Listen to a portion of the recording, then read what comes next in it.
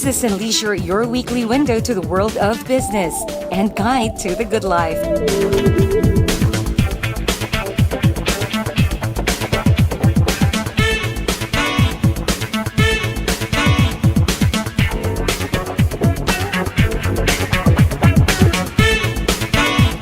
Hosted by Mr. Ray Butch Gamboa.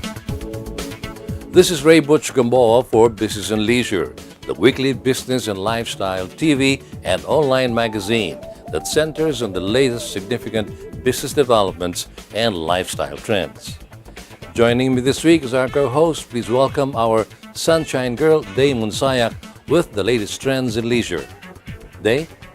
Thanks, Butch. I'm so glad to be back here on Business and Leisure as your co-host for this week.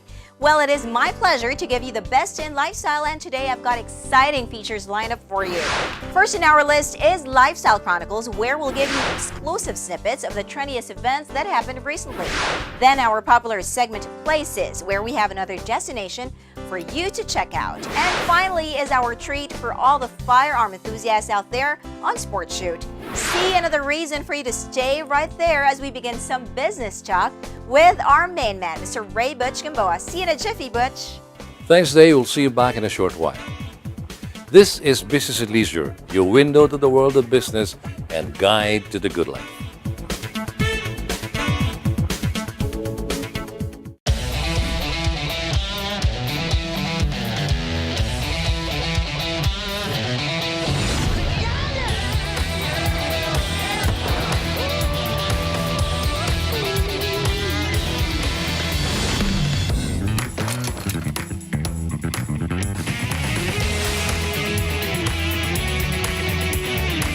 Introducing the all-new Mitsubishi Xpander.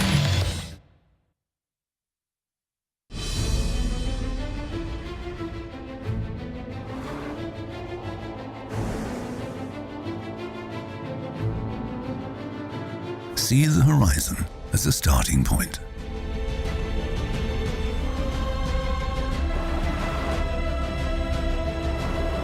Use each obstacle to gain momentum. Make the unknown routine. Continue where all others stop.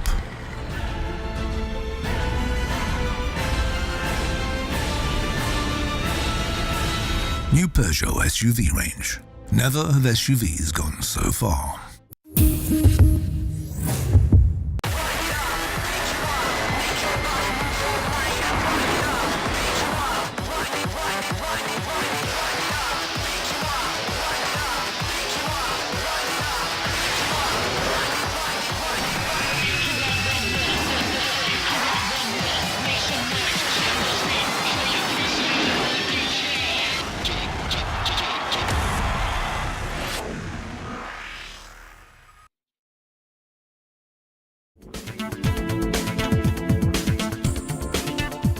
Welcome back to Business and Leisure. We now have some of the latest significant business developments on BizWatch, our business section.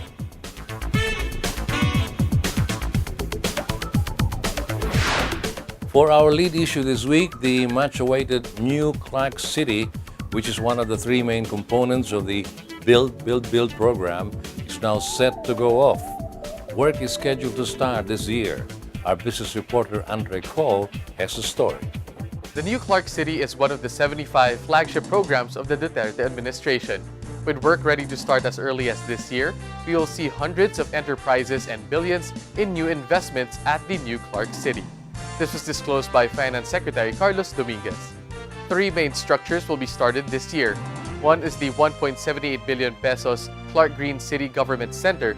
Two, the 850 million pesos Clark Commercial Center. And three, the 3.33 billion pesos Clark Mixed Income Housing segment.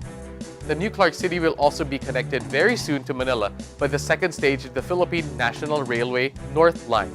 Furthermore, it will be connected to the Subic Freeport by another high-speed rail line. The connection to Subic, according to Finance Secretary Dominguez, is one of the more exciting aspects of the new Clark City development. Because of this, Subic will become an ideal place to build manufacturing facilities, especially in the field of food processing, as well as other export industries. As for the National Government Administrative Center, several government agencies are set to relocate here. Budget Secretary Diokno gave assurance that the planned links will improve access to government services, so the relocation of government offices will not disrupt the bureaucratic processes. The train project covering Tutuban to Malolos to Clark will cut travel time. The Clark City Government Center will also serve as backup facilities in the event of a major calamity in Metro Manila. The world-class sports facilities will be ready for the Southeast Asian Games on November 2019. For the first part of 2018, government spending on infrastructure alone reached 281 billion pesos. That is a 42% increase compared to the same period last year. With the increased spending up to year 2022, the government expects to create about 1 million jobs a year. Meanwhile, the metropolis suffered quite a few disruptions in water service in the last 2 months. It looks like those interruptions will no longer be a problem, at least for now. Here's our BizWatch correspondent Heidi Santos with the details. Maynilad Water Services announced that it has bolstered its water storage capacity to 345 million liters. New reservoirs have been constructed and old facilities in its franchise areas have likewise been rehabilitated. Maynilad Water Services came into business 11 years ago. This year, it has reconditioned 5 reservoirs and constructed 13 new reservoirs in their West Zone concession area. With a bolstered water storage capacity, Maynilad Water Services said that they now have better pressure management in the event of supply shortage during critical weather conditions like the El Niño phenomenon. At present, they have 32 operational reservoirs with a combined water storage capacity of over 700 ml, which is 95% higher than the one recorded in 2007. Maynilad President and CEO Ramoncito Fernandez said that the company still needs to build more reservoirs and pumping stations as the population in the metro continues to grow. Maynilad today is the country's biggest private water concessionaire in terms of customer base. Maynilad serves as the agent and contractor of the Metropolitan Waterworks and Sewerage System, or MWSS, for the West Zone of the Greater Manila area. The West Zone covers certain portions of Manila and Quezon City, the Makati area west of South Superhighway, Caloocan, Pasay, Parañaque, Las Piñas, Muntinlupa, Valenzuela, Navotas, and Malabon. It also covers Cavite City, Bacoor, Imus, and Kawit, Noveleta, and Rosario in Cavite Province. At this juncture, we'll have to take a short break. Stay with us because we will be back shortly with more interesting and relevant business issues.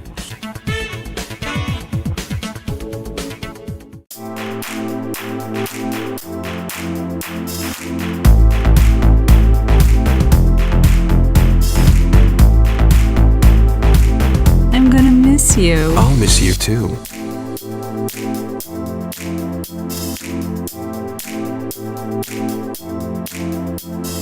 So, why are you back? I didn't want to miss you.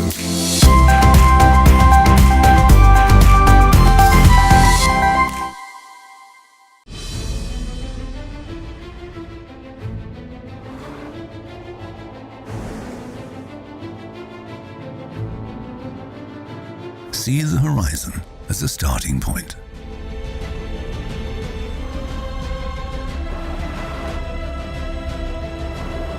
Use each obstacle to gain momentum. Make the unknown routine. Continue where all others stop.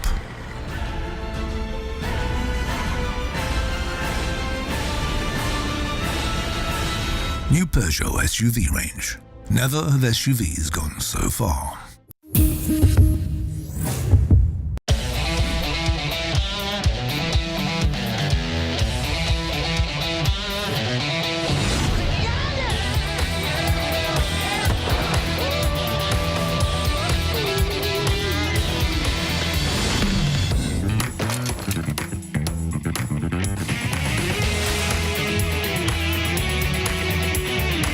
Introducing the all-new Mitsubishi Xpander. It's back! Participate in the only public poll to determine the country's most popular car brands and models. Vote for your favorite car makes and models in the 2018-2019 Autofocus People's Choice Awards. Log on to www.autofocus.com.ph to vote every day until September 30, 2018 and get a chance to win prizes in the daily raffle. The Autofocus People's Choice Awards. Which models do you think will become this year's Automobile of the Year in the standard and premium luxury class? You choose, you decide.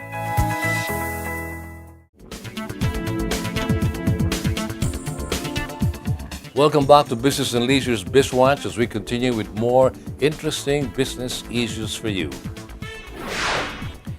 The Philippines ranking global digital competitiveness slumped this year. We dropped to the 56th spot among 63 countries in the 2018 World Digital Competitiveness Ranking. Here's Andre Ko with the story. Low scores in adaptive attitudes and business agility are among the reasons for the Philippines slump in the global ranking for digital competitiveness. The report of the 2018 World Digital Competitive used 50 indicators categorized under knowledge, technology, and future readiness. What is this report all about? The study assesses the extent to which a country adopts and explores digital technologies, leading to transformation in government practices, business models, and society in general. All is not lost, however. According to Voyager Innovation's marketing technology arm, the Philippines can still advance its rankings if businesses in the country aggressively adopt digital platforms to stay connected with consumers who are already on board the digital train. At present, we already have digital platforms in the local market to improve the services of businesses. Included here are online stores, cashless payment systems, and online loan platforms. PLDT and Globe are the current leaders in advancing digital adoption among companies with their quick response code systems present in several merchants. The Philippines needs to embrace digital transformation, and we should aim to be closer to building a digital ecosystem. This is where consumers are fully able to take advantage of digital platforms that include e-commerce and digital financing services, among other tools that will bring ease and convenience to the everyday lives of consumers. Indeed, we cannot afford not to hop on board the digital train. It's the only way to go for businesses to provide services to consumers online. And now for our fourth and final business issue for this week, the government of Japan is extending a lending hand to the Philippines to help us become Southeast Asia's manufacturing hub. Discussions are now ongoing on strategic areas of partnership between the two countries. Heidi Santos has the details. Japan is now an undisputed leader in specific industries like the automotive sector and electronics. Trade Undersecretary Seferino Rodolfo said that the industrial cooperation between Japan and the Philippines is now more focused on collaboration rather than negotiation. Japan is the Philippines' second largest trading partner. The ongoing rounds of industrial cooperation will hopefully serve as the template for our bilateral negotiations with other countries in terms of partnership and cooperation, according to Yusek Rodolfo. We are undertaking our industrial development vision through the Inclusive Innovation Industrial Strategy, or the I3S. The priority here is the growth and development of 12 major industries. These 12 industries include manufacturing, which includes the automotive sector, electronics, shipbuilding, chemicals, aerospace, IT business process management, agribusiness, infrastructure, and logistics. In the third round of discussions, Japan and the Philippines had extensive discussions on the automotive industry here at home and the direction of the automotive policy. Also included in the extensive discussions were the creation of large-scale employment through the establishment of domestic industrial base and high-value-added employment, prospects of fintech startups, and regional development. And on that note, we end this week's BizWatch. We hope you'll join us again next week for more relevant and informative business issues.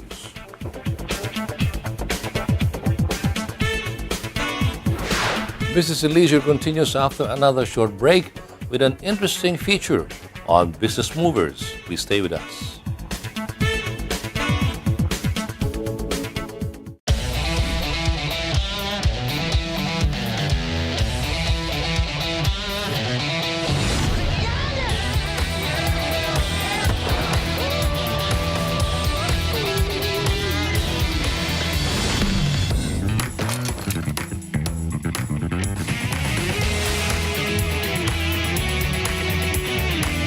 Introducing the all-new Mitsubishi Expander.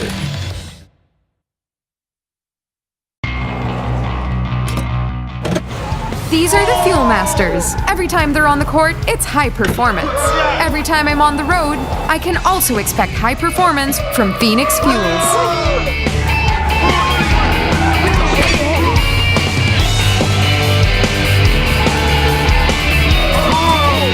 We made it!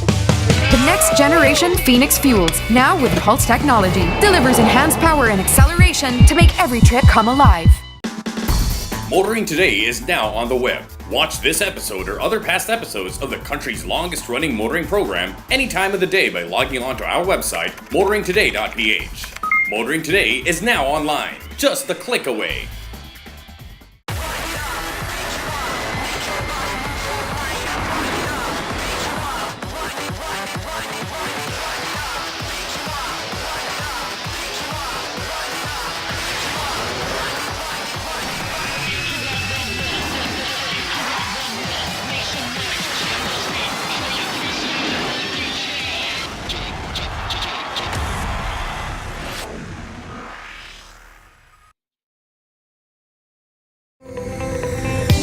When thinking of your favorite car brands and models, which brands and models immediately come to mind?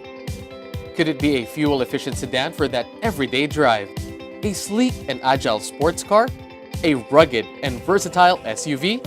That roomy and comfortable MPV or van? Or that versatile go-anywhere pickup?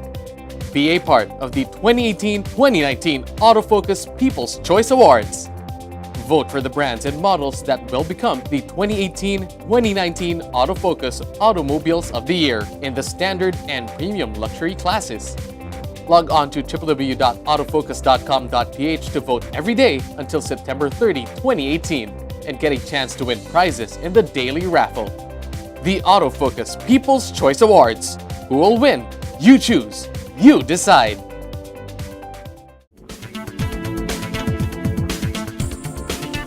Welcome back to Business and Leisure, and you're still in our business section, and what we have next is our feature on our Business Movers segment.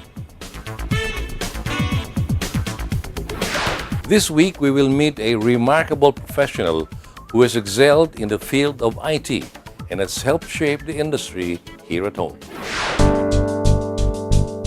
Anyone who moves around in the IT or business outsourcing industry knows Ray Untal, whose professional life as an IT practitioner is legend in these parts.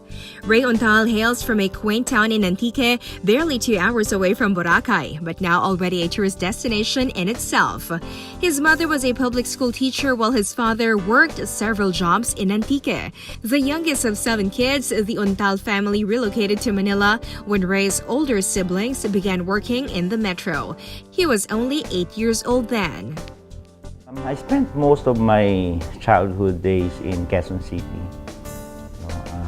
And in Quezon City was also where I took my primary school, and eventually also took my high school days in a Dominican school. And later on, my dad, in fact, coerced me. I think coerced is the right word to take up my university days in Ateneo. My dream really was to become a lawyer, because I was always fascinated with the title, being a lawyer, and how I see in the residence of some of my friends how the diplomas are normally plastered on the walls. During his high school days, he became fascinated with sketching and thought architecture was the course for him. But when he entered college, his father coerced him to take up computer engineering, which at that time was coupled with another tough course in physics. After 5 years, he graduated with a double degree in computer engineering and physics. While in Ateneo, he dabbled in different sports disciplines like bowling, basketball, and table tennis, where he excelled. And I eventually joined the UAAP, and competed representing Ateneo in UAAP for a good 2 or 3 years of my college days. In his third and fourth year, he had his fair share of school orgs before he left Ateneo to start his own career.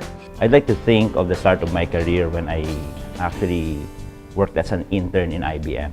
And that was on my 5th year in Ateneo. So there was a summer program and many of us needed to take up an internship. And I was fortunate to be one of the few who were taken by IBM. And that's where I saw, I got exposed to corporate life, the IBM style. Very polished, very disciplined, and utilizing state-of-the-art technology at the time. And I was really impressed with what I saw in IBM. And in fact, I was dreaming then to, at some point, be part of that organization. But after graduation, he joined Nestle Philippines, which at that time was one of the most sought-after multinational companies in the country. 5 of them were recruited from different schools to augment the IT department of the company. He started out as a programmer and was later promoted to systems analyst, where he had the opportunity to tour the country to visit different company sites. Shortly after, he moved to another multinational company where he got exposed to more global play in his field. From a technology standpoint, moved beyond application development and got exposed to creating global networks. From there, he moved to another IT company, which is now the conglomerate known as ICTS, where he had his first taste of running a full IT department. ICTSI was a local conglomerate that has since gone global. He considers his first real break when he joined Andersen Consulting, one of the leading consulting firms in the world. I was thinking at the time also that if I were to be in the IT field, then I might as well join a company that really generates its revenue from IT, which was IT consulting for Andersen Consulting. And so I joined as an experienced manager in 1998. And over the next 2 decades, I stayed in that organization. Andersen Consulting eventually became Accenture. And for more than a decade, I was a partner/managing director, leading one of the industry verticals in that company until my retirement 18 months ago. And the other thing that I really benefited from, specifically in Accenture, is when I got stationed outside of the country. Kasi in Accenture, you tend to be assigned to many locations. And that's part of the formula that we have, to expose yourself to different cultures, to expose yourself to working side by side with your clients, and less emphasis on being a back office operator, but really, being part of the game. And that's why, while there has been a lot of travels during my stint in Accenture, the places that I actually stayed the longest would be in Australia, and subsequently an expatriate assignment in Singapore. His 3-year Singaporean posting was a learning experience for Ray, and when he returned to the Philippines, his career really took off, and he eventually became managing director of Accenture. Ray Untal actually joined Accenture at the right time, just when the company was just picking up the business of IT outsourcing. This was in 1998. I remember then when I joined Accenture in 1998, I think we were at most 400 people strong. And we look at our experiences then and we share some jokes or nuggets, where there was a year, I think in 1999, that we did a mass hiring. And when I say mass hiring, in the consulting group, we hired a total of about 10 employees that year. And that was considered mass hiring. Now, fast forward to what eventually became of Accenture. Accenture really grew fast. So there was a time when I was stationed outside, I think for a period of 3 years. When I left the Philippines, Accenture had maybe about 500 people. when I came back 3 years later, we were close to 4,000 now. And that was when the outsourcing industry really took off. In the ensuing years, Accenture added more to its portfolio and amassed more global clients. And I've seen the company grow from the 400 that we had locally when I joined in 1998 to in excess of 40,000 here in the Philippines when I left 18 months ago. But it seems that Ray was not ready for retirement. BNL asked him how he ended up at the helm of IBPAP. When I retired from Accenture rather, I had a very simple set of plans. One of those was to really improve my golf game because I wasn't really playing that well. The other one was to, in fact, further my schooling. I was planning on taking up a masteral on some discipline. And the last was for me to eventually enter the academe and teach for the rest of my fruitful years. Because that was that in my view was my best way of paying it forward, no? Especially to an industry that has done so much for me. Unfortunately, even the best laid plans may not end up well. Ray played gold more often than he ever did, but his game did not improve. He did a quick campus tours of schools in the U.S. for his planned master's course, but found that he had to shell out so much for a 2-year degree. So he also shelved the idea. Fate had other plans for him. A colleague of mine in the industry approached me and asked me if I were interested in helping out the industry. And when I asked how, he mentioned IBPAP. No? And while I had some vague idea of what IBPAP had, I didn't fully understand it enough. I had a series of conversations with a few board members or board of trustees. And subsequently, I learned to appreciate it a lot better, no? And I started to understand the magnitude of the potential impact this association could have on the industry. The only reservation I had then was that the network I built up until that time was really more external because of the nature of the work that we did in Accenture, and I knew then that the work that we were to do here in IBPAP was very relational in nature, no? And I didn't know a lot of people. But that's the beauty of, having a very supportive board. They opened doors for me. They naturally introduced me to the contacts that I need to be working with. And over a short period of time, I started to build my own network. He learned that in this industry, the stakeholders and players tend to work together and moved in the same circle. When you meet a few, you meet a lot. And in fact, I always brag about the point where, for the first 5-6 months, I think, I was consuming close to 1 box of business cards every month. He commutes to work every day for 2 to 2.5 hours every day, and we're talking of just one way. Commuting daily for 5 hours can only mean one thing, that Ray Untal loves his job at the IBPAP. I wouldn't be here. When I got here and I started to really understand the potential impact it could have on not just on the industry, but on the lives of many Filipinos. I feel blessed to have been given this opportunity to be a steward, for an industry that is in fact contributing significantly to improving the quality of life of the Filipinos, by enhancing and creating a large middle class.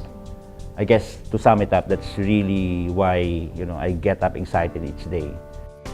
For Rayontal, the end game is when the industry is able to grow sustainably, which is needed for the industry to make a dynamic impact on the lives of more Filipinos.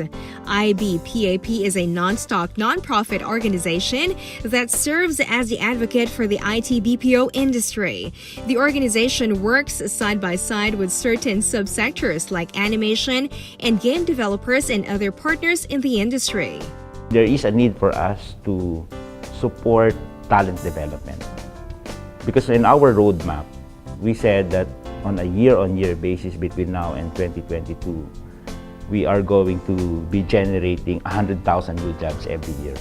Okay, so that's a very tall order. The fact that we need to make sure that the talent is available to support the growth that we are anticipating. IBPAP is partnering with the government and the academe to make sure that the talents that the Philippines is producing have the right skills.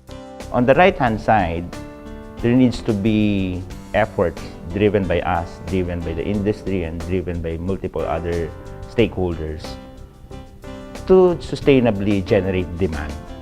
And that's why we also need to do a number of inbound and outbound trade missions so that we can positively influence demand coming into the Philippines. Rayontal says that to make all of these work, we will need a sound business environment that will attract foreign investments and entice the right individuals to invest in an industry as a long-time career choice. This sums up the overall objective of IBPAP under Rayontal's watch. 2017 was a challenging year for the industry. Ray narrated, unlike the previous years when the Philippines registered remarkable growth until our global competitiveness got eroded. There is a concerted effort right now to ensure that our overall competitiveness as a country relative to other locations who are competing for the same suite of services will not be undermined. Because of the digital evolution, the industry is changing, Ray says, and the nature of the work is also evolving. The Philippines needs to adjust and adjust fast. The conversation shifted to a less formal mood as we ask Rayontal how he relaxes. Relaxing for me is a number of things. One, as much as I could, I try to, during the week, I try to have dinner with the family as much as we could. For the most part, we're able to do that. On a weekend, I try to squeeze in some time for a 4-hour holiday, which is a 4-hour holiday in the golf course, where I play with friends and colleagues, and that's where I meet new people. And it's very relaxing for me. And at some point, my wife even dabbled in golf as well, and I hope she will play again. Once or twice a year, the family makes sure that they have a family vacation, where before they mostly travel to the U.S. where Ray's siblings are based. They want to expand their horizon and travel to other parts of the globe. That, to me, really helps in making you more relaxed and rejuvenated for the fun work ahead. Rayontal's children are still in college, both studying at the Ateneo. I know the time will come when I will be a lolo, but in the immediate horizon, I just look forward to them finishing their school and entering the workforce in whatever form that they so decide in the near future. And what advice would Rayontal like to share with today's youth? Career hack that I wish I knew when I was so much younger. It's a very simple advice, and that advice is to force yourself to be a little uncomfortable every day. Okay? Because if you imagine yourself feeling uncomfortable, typically you would do something to make that discomfort go away. And by doing something different, you are in fact skilling yourself. You are acquiring new skills to overcome that discomfort, such that in the future, when the same situation arises, you already have an earned skill or a learned skill that can deal with it. So just imagine if you are able to do that, once a week. that you force yourself to be uncomfortable so that you can deal with new situations. In a matter of a year, you would have learned 52 new skills. And if you add that up, and combining that with good work ethic and good discipline, respect for the individuals, treating your co-employees right, I think you will do well as an individual. That was Mr. Ray Untal, CEO of IB Pop, this week's feature on Business Movers. The leisure portion of Business and Leisure is coming up next with our co-host Sunshine Girl Damon Sayak, dishing out the latest lifestyle trends. Please stay with us.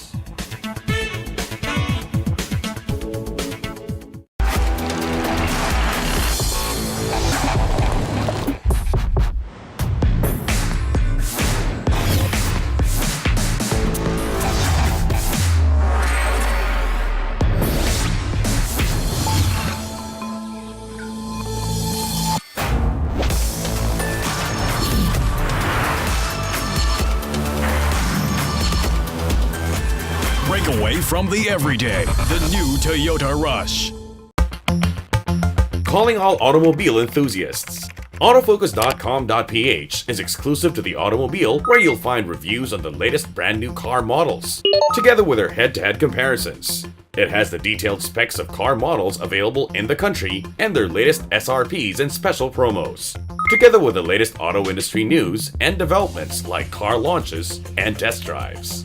Autofocus.com.ph is all about automobiles. Click on.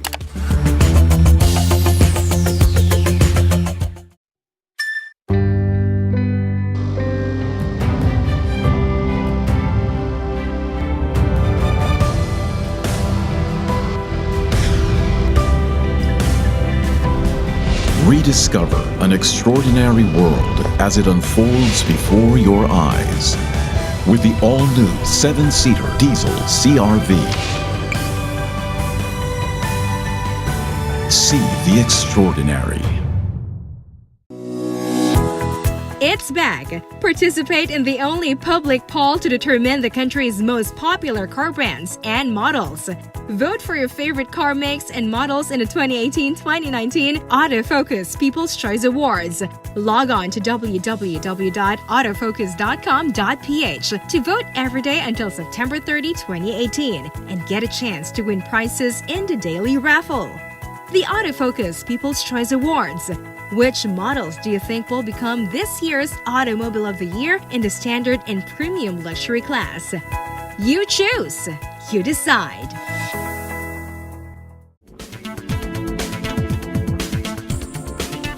Welcome back to BNL, and it's now time for our lifestyle section as we call on our co-host this week, Dame Unsayak.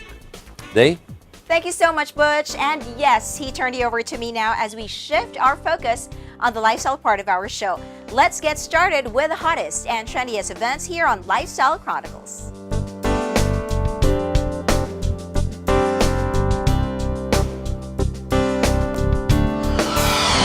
Berjaya Motors Philippines, the exclusive distributor of Mazda vehicles in the country, held its Mazda Press Night at the Mazda dealership in Chino Rosas Avenue in Makati City. Mazda Philippines invited members of the motoring media as they discuss new variants of their latest products such as the CX-9 Mazda 2 and MX-5. The night was also celebrated by Mazda Philippines' participation at the 12-hour Kalayaan Cup Endurance Race and the Miyata Cup. Yeah, we have arrival of the new Miyata now, MX-5 in the market. Just recently we've been out of the MX-5 for some time now. They're back in the market. So if you want to do a test drive, go and see the MX-5, by all means go to any of the authorized dealerships. We have 20 dealerships around the country. We are standing here in one in Metro Manila, but there's several. Just try it out, look at it. You really like it. Honda Cars Philippines hosted the newly founded BRV Owners Club's first Grand Eyeball at the Honda Caloocan dealership. The objective of the event was to gather around BRV owners to a meet and greet event that saw Honda executives and club officers deliver special messages to the active members of the club. According to Honda, the BRV has sold more than 5,000 units nationwide, making it the most successful entry-level 7-seater SUV in the Philippine market. The program had numerous activities like the BRV Photo Contest, Best Looking BRV Award that was given at the night of the event, and special performances from various acoustic bands. If you're living in the Caloocan, Malabon, Navotas area or Quezon City, please feel free to drop by Honda Cars Caloocan. We're right along EDSA, close to the Cloverleaf intersection. Even if you don't come here for service or buy a car, you can always grab a complimentary cup of coffee or juices. Our showroom is open for you and our lounge is also will be welcoming.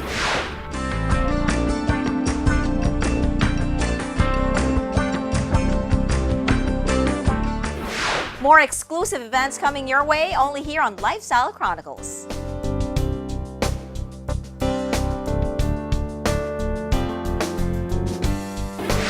Moving on now, here's another destination here in our Places segment. Let's all find out what we have this week.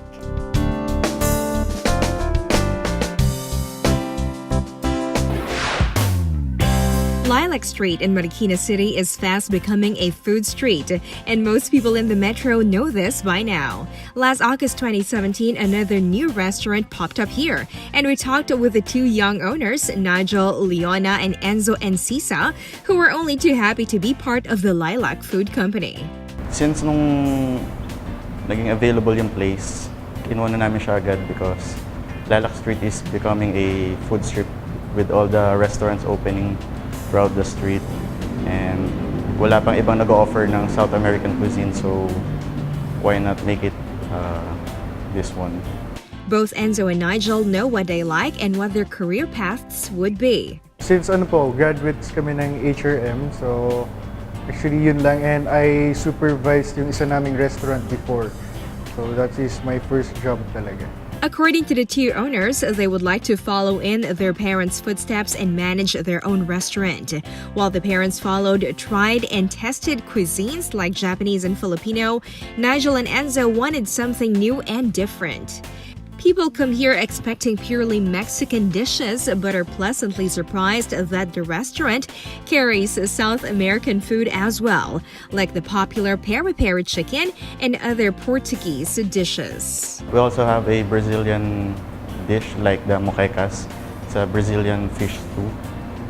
And Colombian dish also like the lomo saltado, which is a pork tenderloin with peppers and fries. And this is why they call their restaurant Hunchos. Hunchos is an urban term for 100%. I mean, like keep it 100, because it's our, like, it's a saying na we give 100% to our customers with our food, the ambience, and the good service. The interiors are happy, vibrant, alive, and very young, and this is exactly how they like it. They want people who come here to dine to be happy. The murals are done by our good friend, Distort Monsters, and people always like taking pictures there, doing their photo shoots, because like the younger generation, they always wanted to be for the gram, to do it for the gram. Even the chairs and tables are very colorful, simple, and unpretentious. We chose Mexican theme kasi it's very vibrant and festive. Okay, tsaka yun, it's great for our target market, which is the younger generation, kasi they always like to put up their phones and like take a story out of everything for their Instagram accounts, ganun. At first, their target market was the young generation because they are the ones who want to explore new things, discover new cuisines. But we also target the families because it's a good target market for restaurants. People of all ages are coming here, so I think we've captured what our target market is. Here in Lilac, there's no restaurant here offering South American dishes, and I think we're the only ones who offer it here, and I think that give us the edge over them. This place can accommodate 40 to 50 happy diners at any one time. They have also hosted quite a few events here, mostly birthdays, but others too, like book launches and kiddie parties. We hope to host a lot of events in the future, and we also are planning to have a retail space, mostly the stuff will be for the South American culture, and hopefully we will introduce new dishes so that we'll keep it fresh and exciting for our diners. Enzo and Nigel have prepared quite a spread of their bestsellers, but for now, let's hear it from Nigel and Enzo. Of course, we have our Tex-Mex food like the quesadilla, buffalo wings, burritos, and the fajitas. We also have chimichangas, and of course our South American dishes like the peri-peri chicken, the lomo saltado, and the moquecas. Obviously, those are too many to feature here, so let's go with our top favorites. Okay, so these are some of the best sellers here at Huncho's. Okay, we have Tex-Mex dishes. These are all from different South American countries. Tex-Mex, we have this tortilla de mejilla, our hard taco, beef taco. We have soft taco here. We have the elotes, corn. We have baby back ribs. And for Portuguese dish, we have peri-peri chicken. We also have tortilla for some of our customers who crave this kind of dishes. For our dessert, our bestseller is churros. Not so fast, Enzo. Let's take them one by one. They have the hard and soft tacos, very Mexican and certainly full of fresh flavors from the tomatoes, onions, peppers, and lettuce on top of flavorful beef. Both come with a tip. Check out the corn. They serve it here encrusted and full of flavor, a meal in itself, in fact. This is the tortilla, the Mexican version of a thin pizza with crunchy tortilla as base and toppings of meat, olives, and green peppers. The peri-peri chicken is a whole piece of chicken that fills up a whole plate. Peri-peri flavor is almost iconic in South American cuisine, and a family can share this dish. It comes with 2 spicy dips, a lot of fries, and grilled corn on the cob. The ribs are tender and comes with a flavorful sauce served with salsa on the side. So most of them are for sharing. I mean, all of them are for sharing. So it's great for families and friends. So I invite you guys to try all of these here at Huncho's. Nigel says they always try to keep it exciting here at Huncho's with new dishes every now and then. If you want to try out their exciting cuisine, here's Nigel's personal invite. Hi, please visit Huncho's South American Cuisine at Lilac Street, Marikina. Our operating hours is from 11 a.m. to 2:30 p.m., then resuming at 5 o'clock to 11 p.m. Also, please follow us at Facebook at Huncho's PH and Instagram at Huncho's PH also.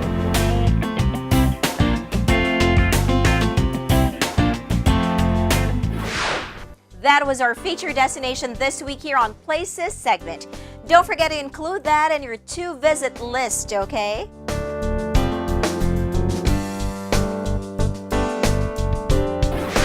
We've got more to show you when we come back after this short break, so don't go anywhere.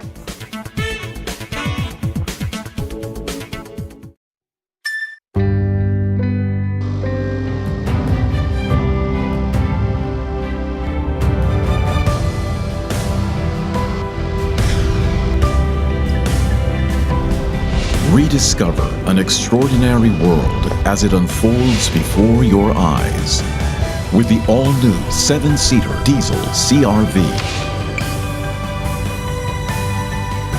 See the extraordinary.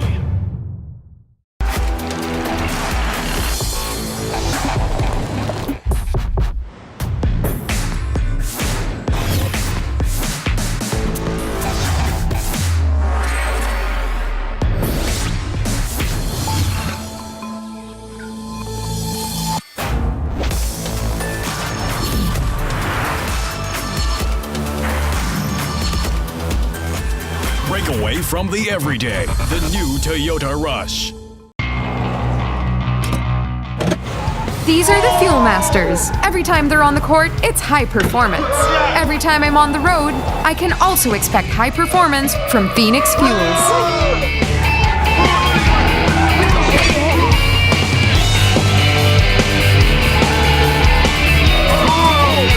We made it! The next generation Phoenix Fuels, now with Pulse technology, delivers enhanced power and acceleration to make every trip come alive. When thinking of your favorite car brands and models, which brands and models immediately come to mind? Could it be a fuel-efficient sedan for that everyday drive? A sleek and agile sports car? A rugged and versatile SUV? That roomy and comfortable MPV or van? Or that versatile go-anywhere pickup? Be a part of the 2018-2019 Autofocus People's Choice Awards. Vote for the brands and models that will become the 2018-2019 Autofocus Automobiles of the Year in the standard and premium luxury classes.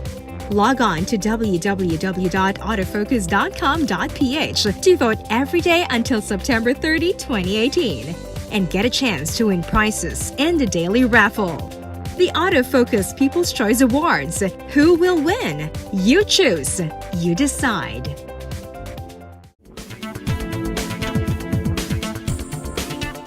Welcome back, and you're still with me, Damon Sayak, here on Business and Leisure. What we have next is our weekly treat for all the firearm enthusiasts out there. I heard we have another interesting offering this week. Let's take a look.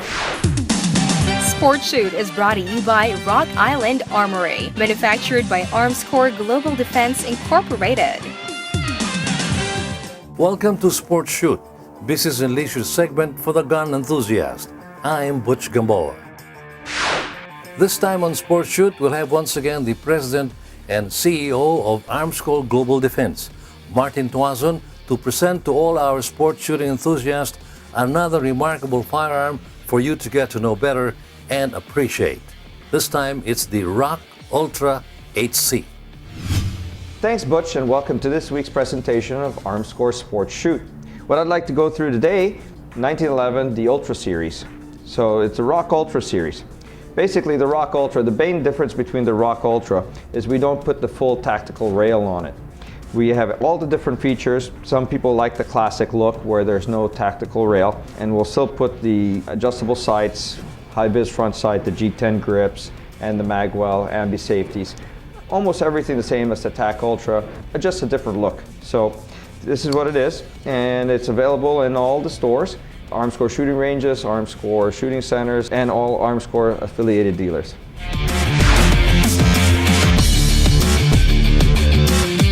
Today at the range, I'd like to present to you our Rock Ultra Series. So this is a double stack 45, but it's available also in single stacks, just in case you have a smaller hand, or you like the classic single stack version. This is a 14+1 45, but it's also available in 40 caliber and 9mm as well. All our guns have all the different calibers in there. We like to have every flavor for every person that would like to own a 1911. Everybody has their personal preferences on that. So I'd like to demonstrate this firearm for you and show you how great this is.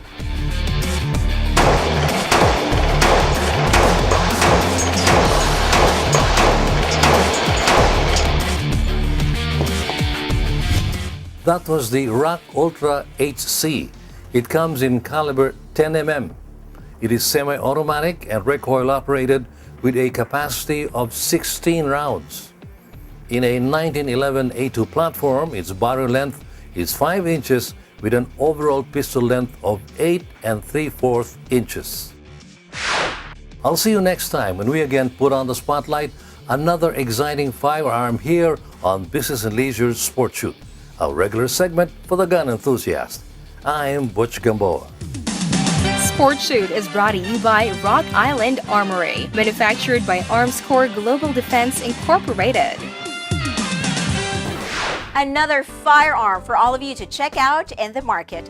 Well, it's been another great hour with the best in lifestyle features here on Business and Leisure. Come back again next week for a more informative and exciting episode. I'm Damon Sayak saying bye for now, and back to our main man, Mr. Ray Butch Gamboa. See you again next time, Butch. Thanks, Dave, for this week's Leisure Report. And with that, we end another episode of Business and Leisure. Thank you for staying with us. Also, don't forget to follow us in our social media accounts. Till the next time, this has been your host, Ray Butch Gamboa. Good business to all and enjoy the good life.